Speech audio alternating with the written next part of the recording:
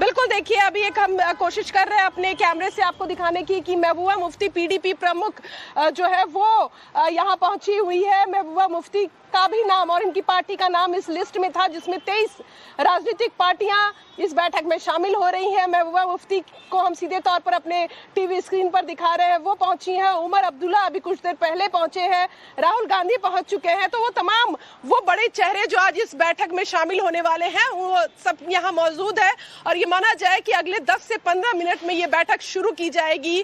जहां तक 23 पार्टियों का जिक्र है, कहा जा रहा है कि एक इंडिविजुअल नेता भी रहेंगे, यानी कि 23 पार्टियां और एक बड़े नेता।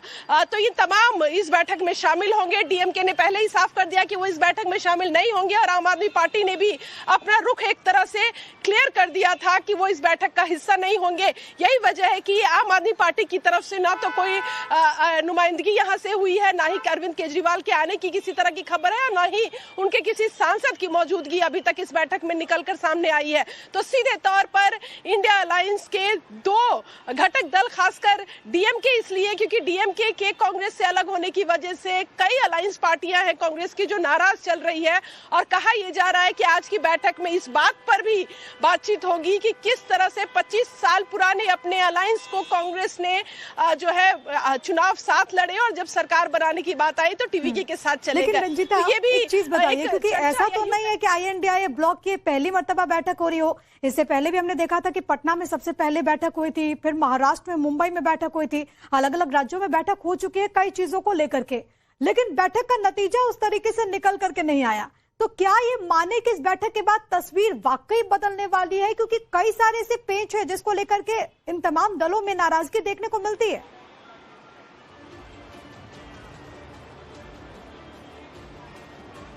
बिल्कुल, देखिए इंडिया अलायंस का जब गठन हुआ उस समय लोकसभा चुनाव जो है वो सबसे बड़ा मुद्दा था, या यूं कहे कि लोकसभा चुनाव वो मजबूरी थी कांग्रेस पार्टी की, घटक दलों की, कि वो एक साथ एक छत के नीचे आए और उस वक्त इस गठबंधन का नाम इंडिया अलायंस रखा गया।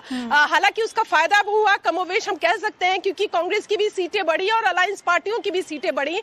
बीजेपी जो है वो सरकार जरूर बना पाई लेकिन उनकी सीटों में कमी आई। लेकिन उसके बाद जितने भी जो राज्यों के चुनाव हुए उसमें बिखराव इंडिया अलायंस का हमने देखा, चाहे पश्चिम बंगाल में टीएमसी के खिलाफ लड़ना हो, केरल में वाम पार्टियों के सामने आमने सामने कांग्रेस खड़ी रही, असम में भी एक हम कह सकते हैं कि कांग्रेस पार्टी की करारी हार हुई। तो ये हमने देखा कि समय समय पर अलायंस पार्टियां जो है वो एक दूसरे के खिलाफ भी खड़े रहे, चुनाव भी लड़े और एक दूसरे पर बयानबाजी भी करते रहे। तो ऐसे में अब सवाल ये उठता है कि आज जब ये जमघट कॉन्स्टिट्यूशन क्लब में जो जुटा है, जिसको जयराम रमेश जो कम्युनिकेशन विभाग के महासचिव है वो कह रहे हैं ये जन बंधन है, यानी जनता का ये बंधन है, ये अलायंस नहीं है। तो क्या इस गठबंधन की जो खबरें आ रही है जब राज्यों में चुनाव होता है, जब इस ब्लॉक का गठन हुआ था तब भी ये औपचारिक तौर पर कहा गया था कि राज्यों में हम आमने सामने होंगे, लेकिन जब केंद्र में चुनाव होगा तो हम एक साथ मोदी विरोध करेंगे, एक साथ लड़ेंगे। और अब उत्तर प्रदेश चुनाव सर पर है, कुछ और राज्यों में भी चुनाव होने हैं। ऐसे में पिछली बार ये देखा गया था कि लोकसभा में कांग्रेस सपा ने अच्छा परफॉर्म किया। यूपी चुनाव को लेकर भी आज क्या बातें उठ सकती हैं, किस तरीके से इंडी ब्लॉक एक साथ आ सकता है?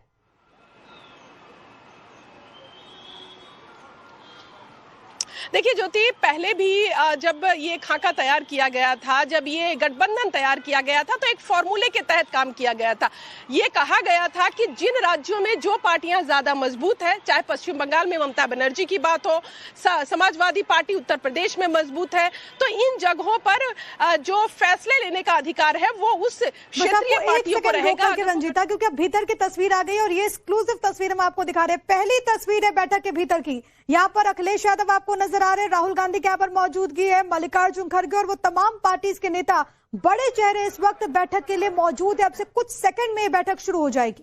तो यहाँ पर अखिलेश यादव आपको नजर आ रहे हैं, राहुल गांधी के यहाँ पर मौजूदगी है, मल्लिकार्जुन खड़गे और वो तमाम पार्टीज के नेता, बड़े चेहरे इस वक्त बैठक के लिए मौजूद है। अब से कुछ सेकंड में बैठक शुरू हो जाएगी। तो आपको ये तस्वीरें हम कॉन्स्टिट्यूशन क्लब के अंदर हॉल की दिखा रहे हैं, जहां पर टीएमसी, आरजेडी, कांग्रेस, अलग अलग जो जितने भी बड़े दल हैं इंडी ब्लॉक के, वो यहाँ पर शामिल हो रहे हैं और उनके नेताओं की तस्वीर यहाँ पर पहुंचने का सिलसिला लगातार जारी है। सोनिया गांधी भी अब पहुंच रही हैं। राहुल गांधी कुछ देर पहले पहुंचे थे कांग्रेस की तरफ से। मल्लिकार्जुन खड़गे, केसी वेणुगोपाल सभी पहुंचे। तेजस्वी यादव पहुंच रहे हैं, क्या कह रहे हैं सुनिए।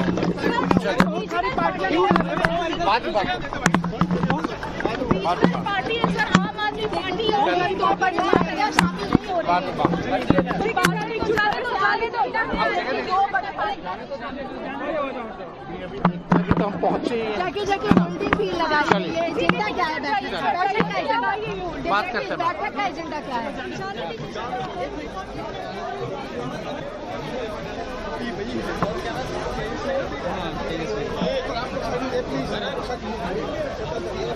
ये है कि कई राज्यों में जब विधानसभा चुनाव हुए, कहीं पर आमने सामने तमाम घटक नजर आए, कहीं पर अगर एकजुट होकर के लड़े फिर भी कोई फायदा उस तरीके से नजर नहीं आया। लेकिन अखिलेश यादव जब यहाँ पर पहुंचते हैं तो उन्होंने क्या कहा, आपको सुनवा देते हैं।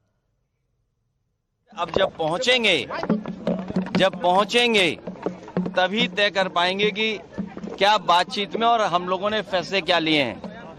लेकिन बंधु राष्ट्र बने, हमारी कोशिश होगी बंधु राष्ट्र बने। बंधु राष्ट्र बनाने के लिए हम लोग आगे बढ़ेंगे। जहां से चल के आए हो यूपी में तो आप देख ही रहे होंगे क्या हो रहा है। अब तो महिलाएं भी नाराज हैं इनसे। डीबीटी के नाम पे जो अकाउंट में पैसे भेजे थे, अब सुनने में आ रहा है एफआईआर दर्ज हो रही है। तो सपा अध्यक्ष को आपने सुना और कह रहे हैं कि बंधु राष्ट्र बनाना लक्ष्य है। उत्तर प्रदेश अगला मुद्दा होगा आज की बैठक का कि क्या एकजुटता के साथ चुनाव लड़ा जाएगा। अलग अलग चुनाव लड़ेंगे, लेकिन यूपी सरकार पर निशाना साधते हुए उन्होंने कह दिया कि महिलाएं भी नाराज हैं। तो तमाम मुद्दों को अखिलेश यादव गिना रहे थे जिनके साथ अपना पक्ष वो आज की इस बैठक में रखेंगे। तो ये तस्वीरें लगातार आपको दिखा रहे हैं। रंजीता हमारे साथ लगातार कनेक्टेड है। रंजीता, आपसे थोड़ी देर पहले अखिलेश यादव ये भी कह रहे थे कि सीट पर नहीं जीत पर बात होगी, लेकिन असली विषय तो सीट ही है। सीट शेयरिंग को लेकर के ही खींचतान दिखती है। ऐसे में उन तमाम खाई को कैसे पाटेंगे 21 दल?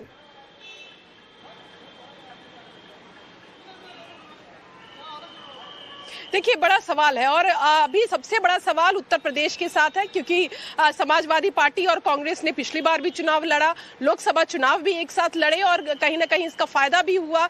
अब देखना होगा कि क्या कुछ आज की बैठक में, हालांकि जो सूत्र बता रहे हैं कि आज की बैठक में किसी इंडिविजुअल स्टेट को लेकर बहुत ज्यादा चर्चा नहीं की जा सकती है, क्योंकि कहा गया है कि जो देश के राजनीतिक मुद्दे हैं, चाहे वो नीट पेपर लीक का मामला हो, SIR का मामला हो, वोट चोरी जो लगातार कही जा रही है, इसका मुद्दा हो, जो अंतर्राष्ट्रीय मुद्दे हैं, जो विदेश नीति है सरकार की, इन तमाम चीजों पर बातचीत की जाएगी। राहुल गांधी अपना वक्तव्य रखेंगे और ये कहा जा रहा है, जो हमारे सूत्र बता रहे हैं, कि सभी जो राजनीतिक पार्टियां यहाँ शामिल हुई हैं उन सबको मौका दिया जाएगा अपनी बात रखने का। यानी कोई जो उत्तर प्रदेश से आया है वो अपनी बात रखेगा, कोई कर्नाटक से अगर आया हुआ है, कोई रीजनल पार्टी या तमिलनाडु से आया है, तो वो वहां की जो परेशानी है और जो मुद्दे हैं उसको सामने रखेगा। ये भी कहा जा रहा है कि लगभग 2:30 से 3 बजे बैठक खत्म होने के बाद एक प्रेस कॉन्फ्रेंस की जाएगी, जिसमें तमाम जानकारियां दी जाएगी कि आज की इस बैठक में क्या कुछ फैसले लिए गए और आगे का क्या रोड मैप होने वाला है। लेकिन सीधे तौर पर एकजुटता दिखाने की कोशिश दिल्ली में जो की जा रही है, ये अपने आप में कहीं ना कहीं जो मौजूदा सरकार है, केंद्र सरकार है, उसको ये दिखाने की कि इतनी जय पराजय के बाद और आपसी खींचतान के बाद और मतभेद के बाद भी ये तमाम अलायंस पार्टियां एक साथ खड़ी है। जो पोस्टर लगे हैं लुटियंस में, उसको लेकर भी जब हमने सवाल किया, नासिर हुसैन कांग्रेस के सांसद, उन्होंने कहा कि छोटे लोग और छोटी सोच, सीधे तौर पर बीजेपी पर निशाना साध रहे हैं कि ये सब बीजेपी कर रही है ध्यान भटकाने के लिए, क्योंकि आज मुद्दा वो होगा जो सरकार को घेरेगा और कहीं ना कहीं उससे बौखलाहट में ये किया जा रहा है।